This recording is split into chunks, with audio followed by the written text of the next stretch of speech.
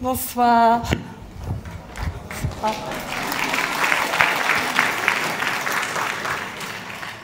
Vous êtes un public dingue. Bon, vraiment, vous êtes beau, vous êtes bienveillant, chaleureux. Vous pouvez dire merci. Hein. Voilà, donc ça c'était pour vous, maintenant je vais parler de moi. Alors moi aussi, comme Sophie l'a dit, j'ai un super pouvoir. Oui. et ce pouvoir, bon, il est né dans des circonstances un petit peu tragiques, puisque quand j'étais toute petite fille, j'ai perdu mon frère qui avait 9 ans. Et j'ai appris à ce moment-là à décoder la douleur, à décoder le non-verbal, à décoder ce qui se passait quand on ne disait pas, mais que le corps parlait. Et donc ce super pouvoir s'appelle l'empathie, c'est-à-dire la capacité à comprendre, à me synchroniser avec l'autre, quel qu'il soit. Alors c'est un don, mais que je peux me synchroniser avec une chenille, avec une grenouille, c'est du délire. Hein. Alors aujourd'hui, je suis coach, art-thérapeute et comédienne. Donc ce super pouvoir, je l'utilise dans mes métiers, ce qui me permet de savoir quand la salle écoute, est subjuguée, comme maintenant. Bonsoir. Et quand elle s'ennuie, ça j'ai jamais eu, hein, ça j'ai pas eu. Donc je m'en sers, mais ça peut être aussi vraiment une tannée. Par exemple, moi je peux pleurer devant Maison à vendre.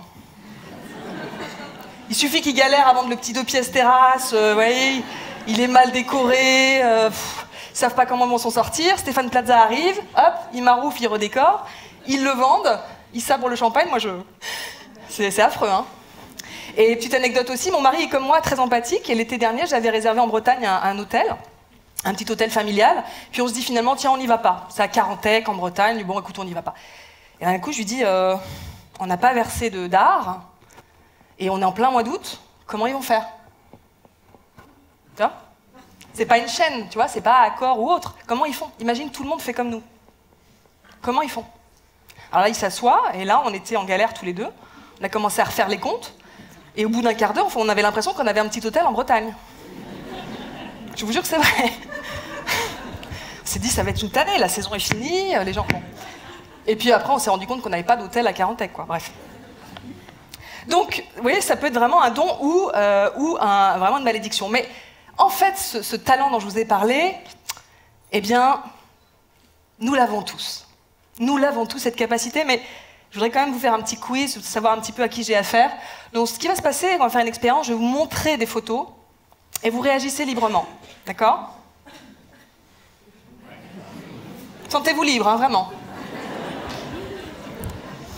Moi, je vous observe, je vois un petit peu ce qui se passe. Hein? Tout le monde voit bien, vous êtes dans les coins là, hein, c'est compliqué pour vous. Hein. Alors, on y va, c'est parti, on y va.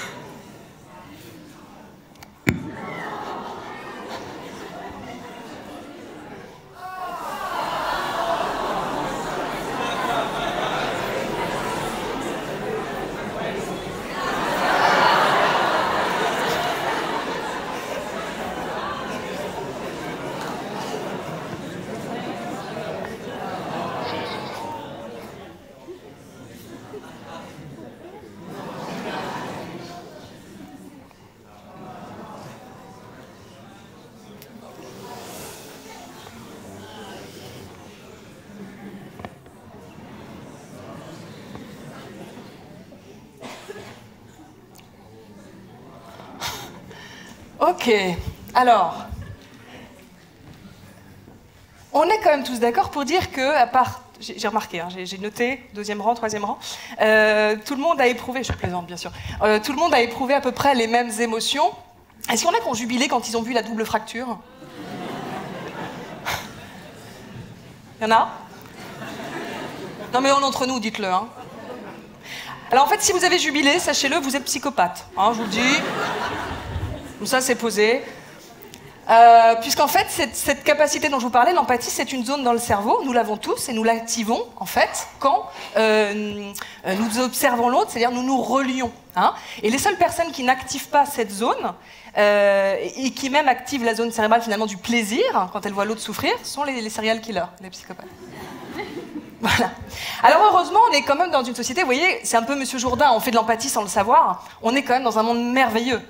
On parlait de voir tout en gris tout à l'heure, et en même temps, on voit aussi tout en jaune si on veut. C'est-à-dire que quand on déplace l'éléphant, eh bien, on voit plein d'actions extraordinaires d'empathie. Vous ne connaissez pas ce koala, vous n'êtes peut-être jamais allé en Australie de votre vie, vous habitez dans une petite tour dans la Creuse, eh bien, vous allez donner de l'argent. Vous voyez, ça c'est de l'empathie. Vous descendez, je sais pas, une petite mamie devant vous qui porte ses courses, on va vous l'aider. Pas la pousser, non, vous l'aider. C'est de l'empathie. Donc ça c'est formidable et vous en faites preuve en fait tous les jours. Mais cette empathie, elle est challengée quand même aujourd'hui. On en a parlé tout à l'heure par les réseaux sociaux et alors je vais parler ce soir, j'ai pas beaucoup de temps, de la télé-réalité. La télé-réalité. Alors, quel est le point commun, nouveau quiz, attention, dans toutes les émissions que je vais vous donner? On y va. The Voice, Nouvelle Star, Star Academy, Bienvenue chez nous, Un dîner presque parfait, Top Chef, Danse avec les stars, Les Reines du shopping, 4 mariages pour une lune de miel. Oui? Élimination. Oui. Et peut-être même, en plus, Juge. Humiliation. Allons-y. Et oui, parce que quand même... Prenons ne serait-ce que 4 mariages pour une lune de miel. Tout le monde est familier du concept? Je vous le rappelle brièvement. C'est le plus beau jour de sa vie. Hein. On se marie. La mariée se marie. Elle a choisi le mari, donc maintenant elle a fait le plus dur. Bon. Elle a choisi la déco, elle a choisi tout ça, c'est sa famille, c'est-à-dire c'est l'intimité.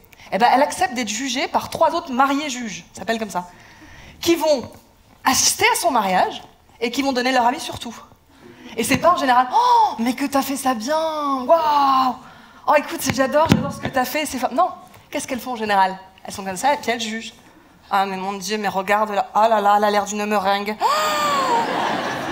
mais l'enfer, et son mari ressemble à rien. Ah là là là, c'est nul cette danse, c'est nul. » Et après, la mariée, elle regarde les images, elle pleure comme ça. Mais moi non plus, j'ai pas aimé ton mariage, mais j'ai mis 10, quoi. Il y a du respect, quoi. Avant-hier, pour préparer cette soirée, j'ai regardé l'autre, elle disait, ouais, ben quoi? Bah ouais, bah regarde-moi. Ouais, bah c'est... Pourquoi elle tourne déjà? Pourquoi? C'est du délire. C'est du délire. Et en fait, là, ben, on est dans ce que nous pouvons faire de pire, c'est-à-dire le manque d'empathie pour l'autre, mais aussi pour soi. Hein? Je me risque ce soir à une définition de la connerie. Con, c'est quand on n'a pas d'empathie. Vous voyez? Je prends mon voisin, très rapidement, il était comme ça l'été dernier, il fumait comme ça dans la cour, il fume sa clope, il y a des plantes, il y a nous à côté, il fume, et hop, il met la clope dans la plante comme ça. On dit, mais il est con. Il est con. Et là, en fait, pas d'empathie. Vous voyez? Quelqu'un dans les bouchons comme ça, on ne peut pas avancer, on est tous comme ça.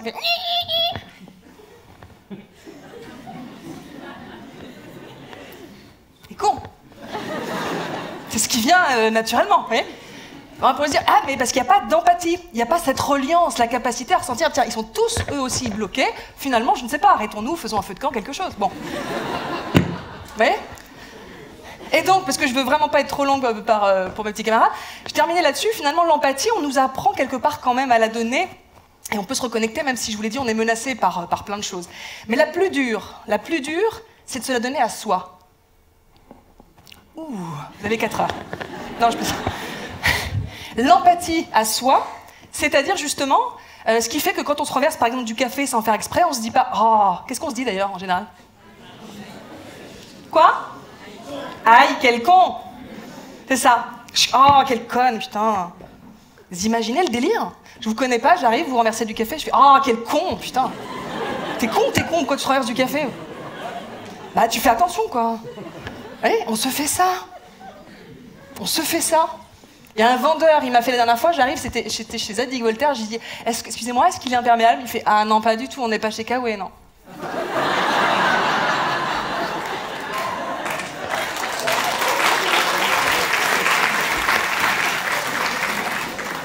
Alors je risque, je dis, bah, est-ce qu'il est chaud? Je lui dis, ah, bah non, on n'est pas chez Damar, bon d'accord. Je dis, parce que le prix de départ est quand même à 900 €. Du coup, là on est en outlet, il est à 250, mais qu'est-ce qu'il fait? S'il est ni chaud ni imperméable? Ben, il a de la gueule, c'est déjà pas mal. D'accord. Donc à ce moment-là, la personne ne s'est pas donné d'empathie à elle, ni à moi, ni à rien. Voilà, bon, anecdote.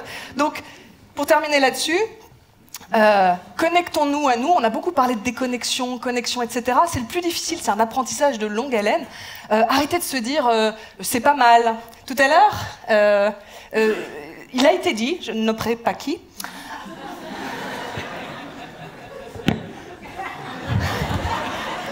je cite, « Je suis très fière d'eux, mais je me garderai bien de leur dire. »